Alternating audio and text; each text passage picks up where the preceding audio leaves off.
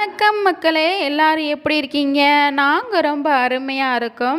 நாம் இன்றைக்கி நம்ம கிங்ஸ் தமிழா சேனலில் டீ கடையில் வாழைக்காய் பஜ்ஜி செய்வாங்கள்ல, அதுதான் நாம் இன்றைக்கி நம்ம வீட்டிலே செய்ய போகிறோம். ரொம்ப டேஸ்டியாக ஷார்ட் அண்ட் ஸ்வீட்டாக பண்ண போகிறோம். கட்டாயமாக பஜ்ஜி பிடிக்காதவங்க யாருமே இருக்க முடியாதுங்க. அதுவும் வாழைக்காய் பஜ்ஜி குழந்தைங்களும் ரொம்ப விரும்பி சாப்பிடுவாங்க.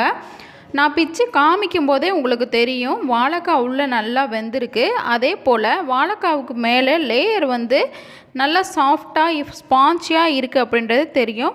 வாங்க எப்படி செய்யலான்னு பார்க்கலாம். வீடியோக்குள்ளே போகிறதுக்கு முன்னாடி கிங்ஸ் தமிழா சேனலை இது வரைக்கும் நீங்கள் சப்ஸ்கிரைப் பண்ணாமல் இருந்தீங்கன்னா உடனே கிங்ஸ் தமிழா சேனலுக்கு போயிட்டு சப்ஸ்கிரைப் பண்ணிவிட்டு பெல் ஐக்கானை ப்ரெஸ் பண்ணிவிட்டு ஆல் கொடுத்துக்கோங்க.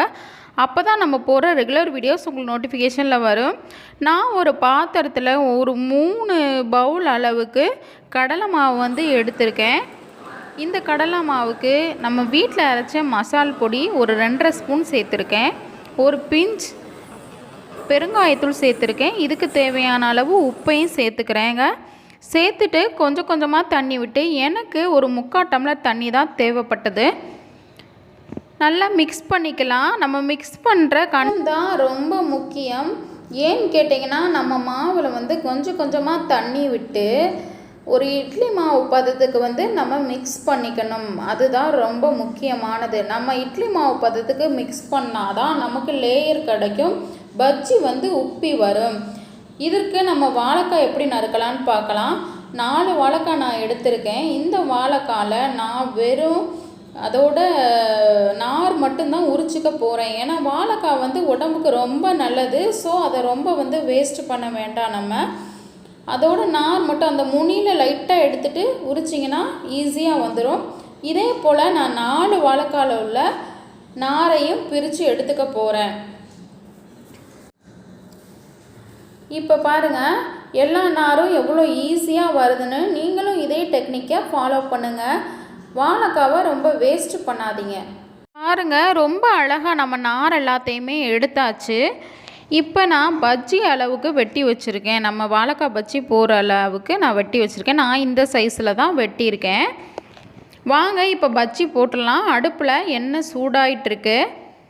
நல்லா சூடாயிடுச்சு.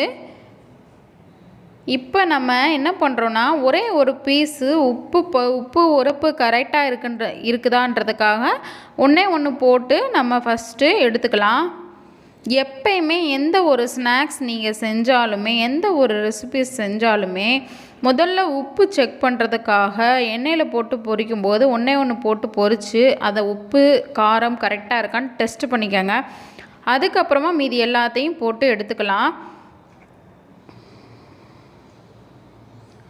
இந்த வாழைக்காய் பஜ்ஜி நம்ம மாவில் முக்கி போட்டுட்டு அது கலர் கொஞ்சம் சேஞ்ச் ஆகணும். அதாவது ப்ரௌனிஷ் இல்லை ரெட்டிஷ் ஆகிற வரைக்கும் நம்ம நல்லா பொரித்து எடுக்கணும். பாருங்கள், நல்ல கலர் சேஞ்ச் ஆயிடுச்சு. இதே போல் நான் ஒரு 3 பஜ்ஜி உங்களுக்கு போட்டு காமிக்கிறேன்.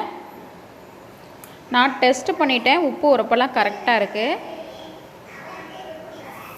பாருங்கள், நம்மளோட பஜ்ஜி எப்படி உப்பி வருதுன்னு மட்டும் நீங்கள் பாருங்கள்.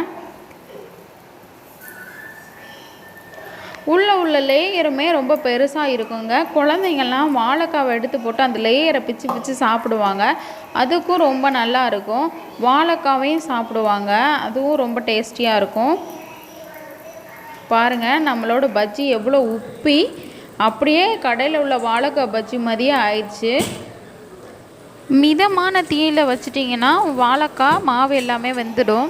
சூப்பரான பஜ்ஜி ரெடி ஆயிடுச்சு. இந்த பஜ்ஜி மாவு நான் சொன்ன போல் அந்த ப்ரௌனிஷ் ஆகிற வரைக்கும், கலர் சேஞ்ச் ஆகிற வரைக்கும் நம்ம எண்ணெயில் நல்லா பொரித்து எடுக்கணும். ரெடி ஆயிடுச்சு. பாருங்கள், சூப்பரான வாழைக்காய் பஜ்ஜி நான் இன்றைக்கி உங்களுக்கு வீட்டிலே செஞ்சு காமிச்சேன். இதே போல் நீங்களும் ட்ரை பண்ணி பாருங்கள். கட்டாயமாக நம்ம வீட்டிலே டீ கடை வாழைக்காய் பஜ்ஜி செஞ்சு ஹெல்த்தியாக சாப்பிட்லாம்.